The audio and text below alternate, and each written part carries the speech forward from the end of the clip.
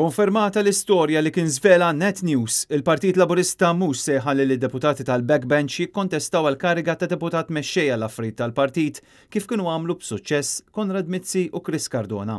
Bil-bidla fl-istatut, id-deputati parlamentari mhux qed jitħallew jikkontestaw għal post vakat minn Chris Cardona.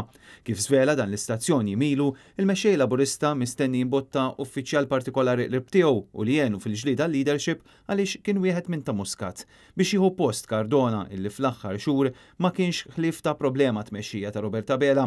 Qabel laqgħa tal-Eżekuttiv Laburista, Net News taqsal il-ħut minn dawk li attendew għall-Eżekuttiv jekk jaqblux ma' din l-idea u mit-tweġibiet stess wieħed malajr jinnota li kollox kien maħdum bit-silla. L-affarijiet tal-partit niddiskutihom fil-partit. Ma taħsibx diskriminatorja mad-deputati li jitħajru? Kifet l-affarijiet tal-partit ma niddiskutihomx man-net imma mal-partit. M'għandekx opinjoni dwar? L-opinjoni tiegħi naqsam mal-ewwel ma' sħabi fl-eżekuttiv. Taqbel mal-proposta li ħajkun qed tippreżenta il-mexxej Laburista? Għandek taqbel magħha?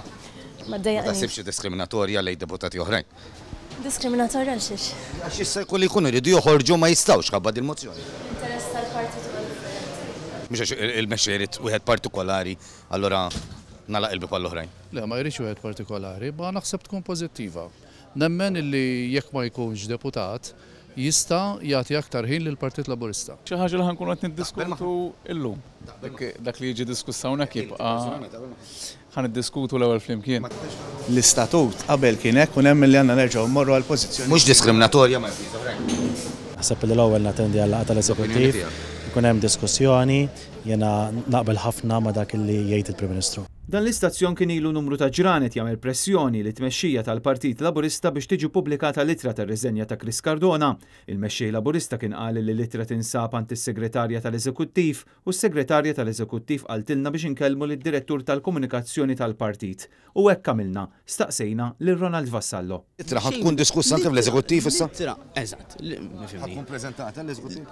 Litra ta' Chris. Litra tiġi diskussa. Jiena ma nafx x'inhu qed jiġi diskuss bħalissa fl-amministrazzjoni għax m'iniex qiegħed hemm, imma kwistjoni bħal din tiġi diskussa fl-amministrazzjoni tal-partit. L-Eżekuttiv mhux se jkun jaf. Mhux se jara l-Eżekuttiv. Jew fl-amministrazzjoni u anke fl-eżekuttiv tista' tiġi diskussa fit-tnejn li huma. Fil-fatt wara l-pressjoni li għamel Net News, il-Partit Laburista ma kellux għażla oħra ħlif li jippubblika dik li suppost hija litra tar-riżenja ta' Chris Cardona minn deputat mexxej Laburista. U minkejja l-kontroversja li ħallit warajha din ir-riżenja, litra pubblikata mixejn ħlif żewġ linji akkumpanjati mill-firma ta' Cardona. Intant, tħabbar illi l-Konferenza Ġenerali Straordinarja tal-Partit Laburista se titlaqqa fis-26 ta' Ġunju li ġej bl-elezzjonijiet għal deputat mexxej ġdid u l-membri tal-amministrazzjoni isiru fit-18 ta' Lulju. Il-Kummissjoni Elettorali tal-Partit Laburista se tkun qed tikkomunika aktar dettalji fil-ġranet li ġejjin. Waqt l-istess laqgħa tal-Eżekuttiv ġew approvati 9 kandidati għall-elezzjoni ġenerali fosthom is-Sindku Laburista tal-Mosta.